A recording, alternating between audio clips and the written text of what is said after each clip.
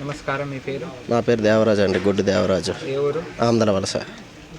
2024 సంవత్సరంలో ఆంధ్రప్రదేశ్లో ఏ పార్టీ వస్తే బాగుంటుంది? మాకు జగనన్న వస్తే బాగుంటుందండి. ఎందుకు జగనన్న వస్తే బాగుంటుంది? ఆటో 10,000 వేసాడండి. తర్వాత నా అమ్మఒడి వచ్చింది మా అబ్బాయికి.